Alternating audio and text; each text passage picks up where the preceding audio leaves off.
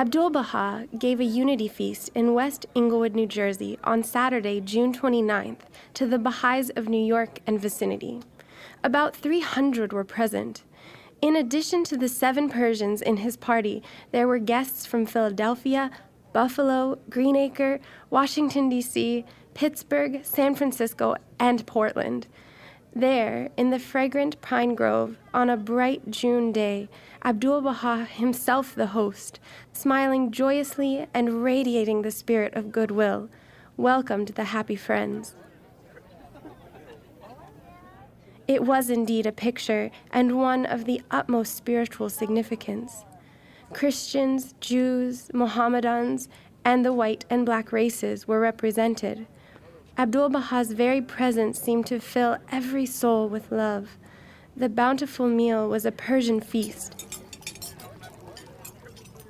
the delicious dishes being prepared by members of his Oriental party.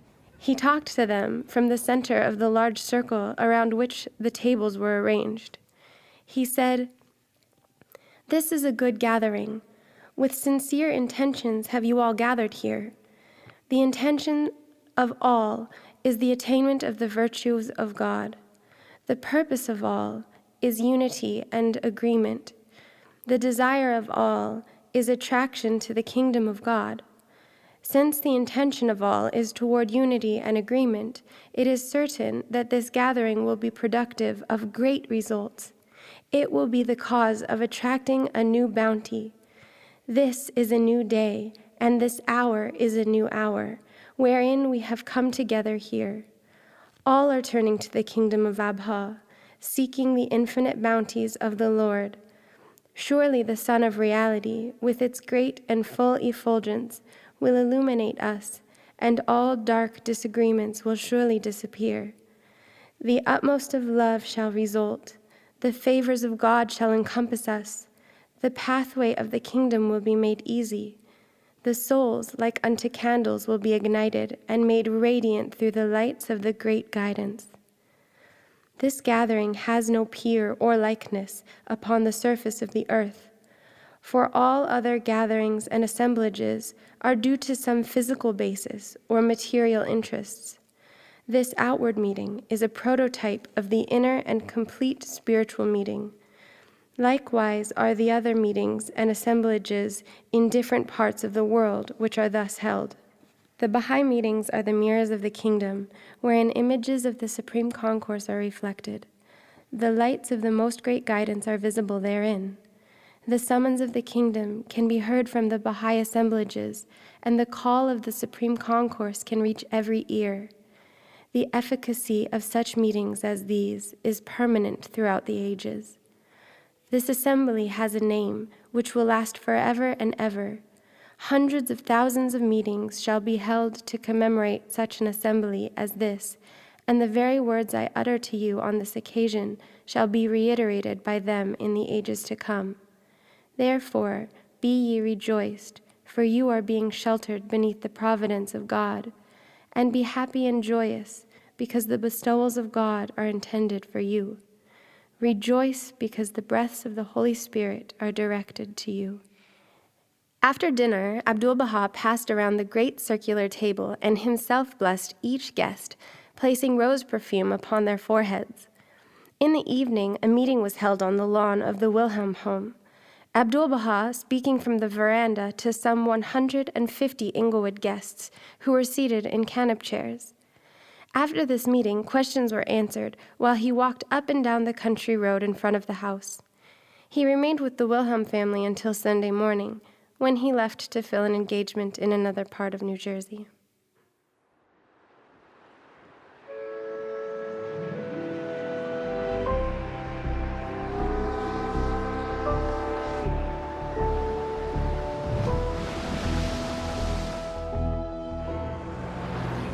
You're listening to the Journey West podcast, dedicated to following the travels of Abdu'l-Baha in the West.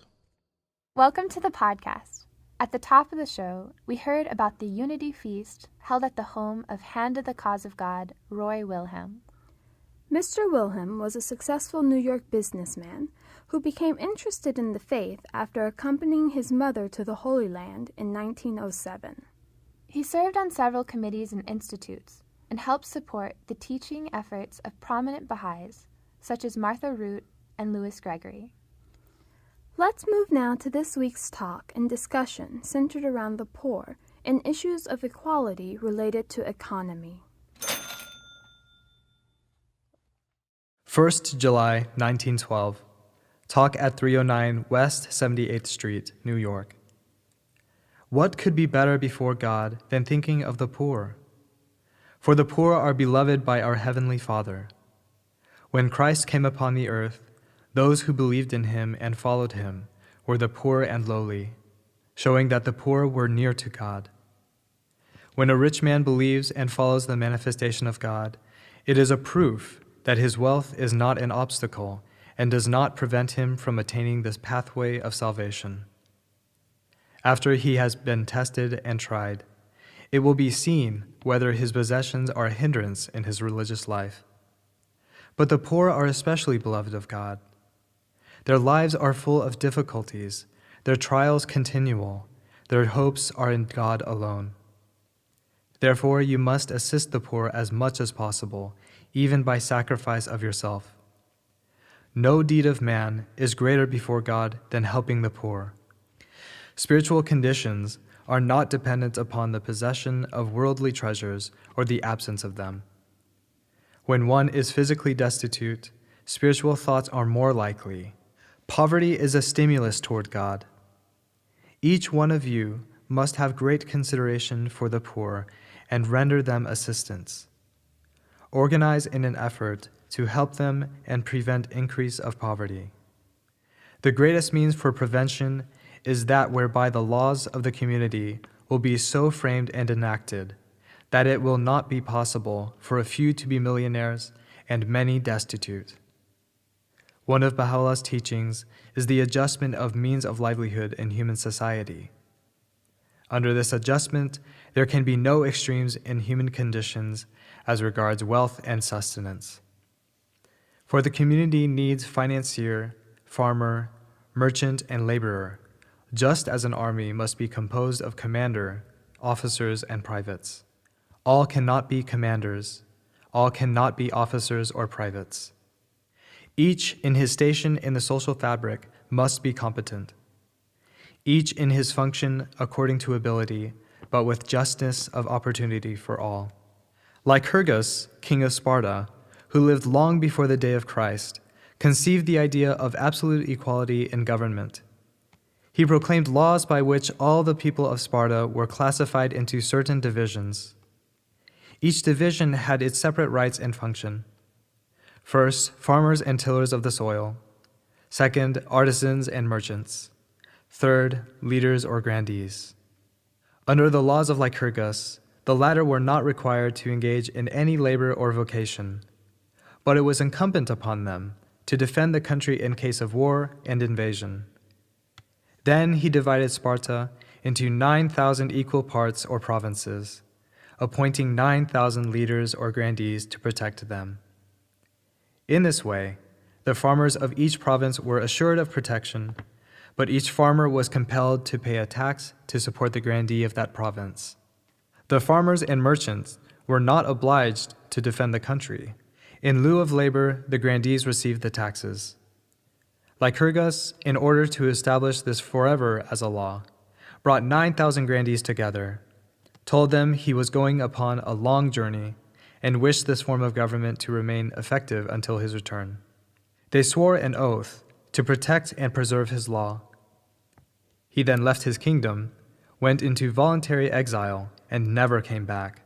No man ever made such a sacrifice to ensure equality among his fellow men. A few years passed, and the whole system of government he had founded collapsed, although established upon such a just and wise basis. Difference of capacity in human individuals is fundamental. It is impossible for all to be alike, all to be equal, all to be wise. Baha'u'llah has revealed principles and laws which will accomplish the adjustment of varying human capacities. He has said that whatsoever is possible of accomplishment in human government will be effected through these principles. When the laws he has instituted are carried out, There will be no millionaires possible in the community, and likewise no extremely poor. This will be affected and regulated by adjusting the different degrees of human capacity. The fundamental basis of the community is agriculture, tillage of the soil. All must be producers. Each person in the community whose need is equal to his individual producing capacity shall be exempt from taxation. But if his income is greater than his needs, he must pay a tax until an adjustment is effected. That is to say, a man's capacity for production and his needs will be equalized and reconciled through taxation. If his production exceeds, he will pay a tax. If his necessities exceed his production, he shall receive an amount sufficient to equalize or adjust. Therefore, taxation will be proportionate to capacity and production, and there will be no poor in the community. Baha'u'llah likewise commanded the rich to give freely to the poor. In the Kitab-i Aqdas, it is further written by him that those who have a certain amount of income must give 1/5 of it to God, the creator of heaven and earth. Now to our roundtable discussion. My name is Kendra, and I'm a writer. My name is Zane. I'm a student. My name is Pasha, and I'm also a student. So on the 1st of July in 1912, Abdu'l-Baha gave a talk at 309 West 78th Street in New York. And right away he said, what could be better before God than thinking of the poor? And as I read this a couple of times before meeting with you guys today, I thought, well, how often do I think about the poor? What does it mean to think about the poor? What actions should I take as someone who thinks about the poor? Do you guys have ideas about that? I guess society today has standardized the lower class as people just no conversation, just kind of continue with their business, don't even partake in helping them. But I guess as Baha'is we should, obviously, it says if we obtain a gift we should share with others. So I think almost like a lending hand almost, and we shouldn't see the poor as their own class because we're all equal amongst men. So I think it's a growing problem to see that society has kind of shifted from, community life to watching, like the individual watching out for themselves. So you pass through the street and you're always concerned with, will I be late? Will I be this? Will I be that? If I do this, what will it affect my schedule? And you don't tend to see what goes on in your peripheral vision, and often on the street, that's where they are. So does that mean we should stop and talk to everyone? I've had that question too. When you're trying to get from point A to point B, when do you know to stop and take care of someone if someone looks like they're in need, or to not keep the people waiting where you're headed? it's true. Like, I guess many encounters I've came into people that I guess are looking for something like a substance of begging. But I know in the Aqdas it says we're not to give we shouldn't have any type of remorse or any type of sympathy if someone's begging. But if someone looks in a condition that they're in need of help, that's when we should help them. So I think, there's many, I know there's one category of poor, but there's some people that actually are in need, and some people are just doing it for themselves also. So I think it goes in many subcategories, which obviously I can experience because I've always been around prosperity and good wealth, I guess. I'm fortunate of that, but I could imagine what these people go through on a daily basis. I guess Abdu'l-Baha talks about these people literally have nothing, so when they rely on God, that's their only sustenance. I think to tag along to your question, it's interesting because some people, I guess, could view thinking of the poor as just walking by the street and giving them money. But it's interesting because Abdu'l-Baha often, from what I know, he would develop a personal relationship with them, and he would go and he would keep up with them and see how they were doing over a long span of time. And then that raises the question that, do you have the resources to do that? Do you have the time on a daily basis to do this? And then oftentimes people, will find it more manageable to go to, let's say, a homeless shelter every week. So I guess that could be one way to kind of integrate yourself into thinking of the poor. I like the reminder of Abdu'l-Baha's example of actually building relationships with people. And I think that's kind of difficult, not just because of our individual limitations, but because of the way society is structured. You mentioned the word class right away, Zane, I remember. And I think so long as society is really organized around separate classes, it's hard to see practically, at least, how there's going to be regular interaction rather than, every once in a while passing someone and helping them out, or even a weekly visit to a homeless shelter can be motivated by really pure intentions and have really, a positive impact. But I think the rest of the talk, Abdu'l-Baha talks about how actually society needs to be restructured in order to more effectively think about the poor, think about everyone for that matter. Because I found it interesting that later on, he also says that there are spiritual benefits to poverty almost. Without advocating that we impoverish ourselves, he does say that when one is physically destitute, spiritual thoughts are more likely, and that poverty is a stimulus towards God, because all our hopes are placed in God. If we're poor, we can't rely on our own, powers or resources if we don't have that many. So when he begins to talk about the adjustment of the means of livelihood as one of Baha'u'llah's teachings, it seems like that's not only going to benefit people who have little means, but also those that have many means, and those are actually an obstacle between them and God. At least in the society that I'm a part of, you can see that it's headed in the opposite direction. The rich are getting richer and the poor are getting, unfortunately, poorer.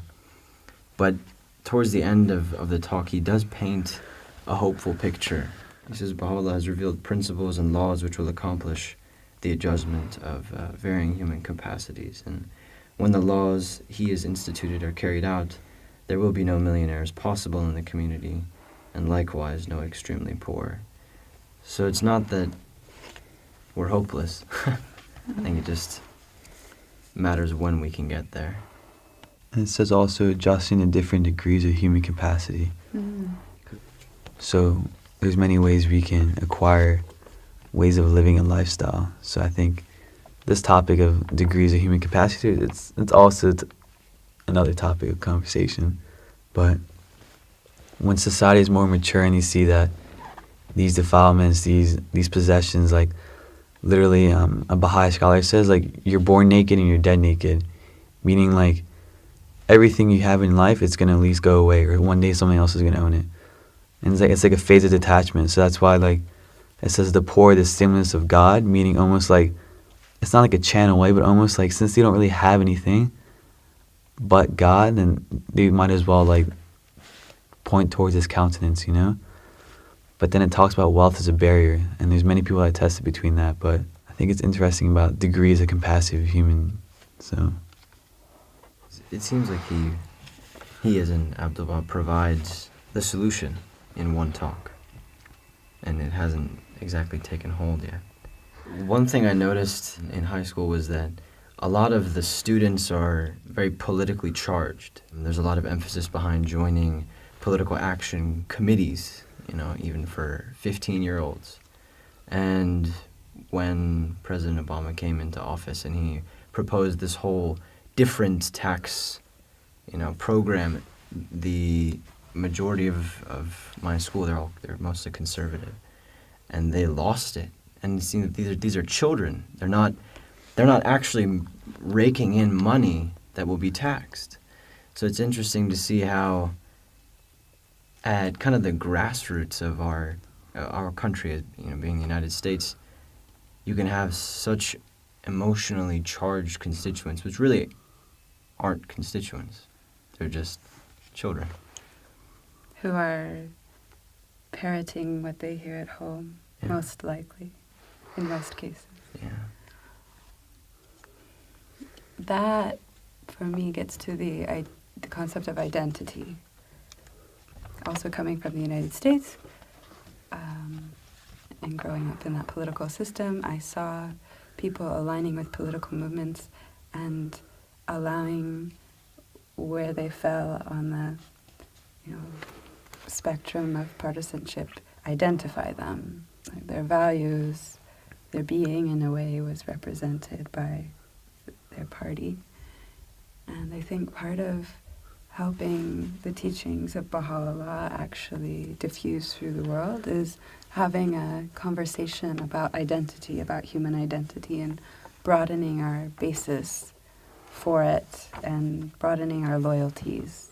Because it will be extremely hard to do things that Abdu'l-Baha speaks of in this talk, like the rich freely giving to the poor. It's going to be difficult to ask people to share or to ask for a taxation scheme, the one that Abdu'l-Baha explains at the end of this talk. If you make more than you need, then you're taxed. If you need more than you make, then you receive some help. If you make just what you need, then you just stay right there, neutral. But that already is challenging for many, not just in the U.S., in many places. Like, it's hard for people to understand the proper relationship between the individual and society.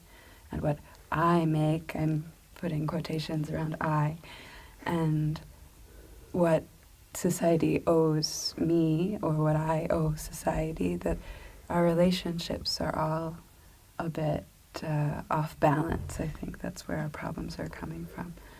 But if we recognize oneness, which is a deceptively simple idea, if we recognize it, then sharing will come much more naturally, and we'll see that our personal fulfillment lies in the welfare of others. It's interesting because I remember in the younger years of schooling, sharing was very important. You wouldn't dare take all of something because then your classmate would get upset. And it's funny because we can forget that, so many years down the road.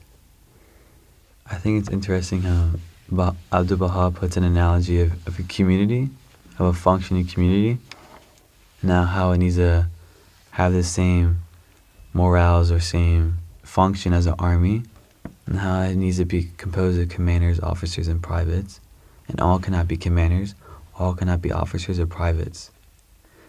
And then when I think all cannot be commanders, that reminds me of the wealthy, because everyone has that commanding position, you want to tell people what to do, because everyone's fighting for that position because they're doing it for themselves. But then the privates remind me like they're the ground troops, they're doing everything, they're doing all the work, but yet they're not given them much respect, so I can give that as the poor. But then it goes back on the topic of the Baha'u'llah's revealed principles and laws which will accomplish the adjustment of very human capacities.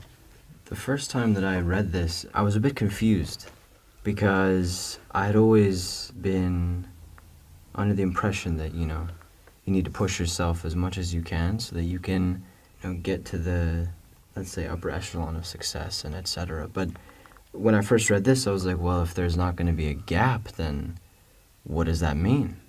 Should I try or not?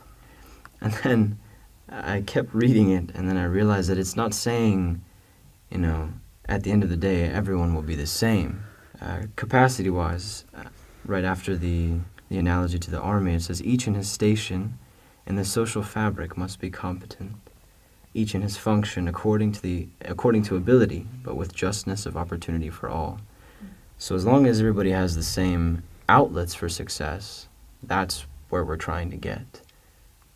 But within that system, various individuals, based on their capacity, can fulfill certain things, and others can go in another direction.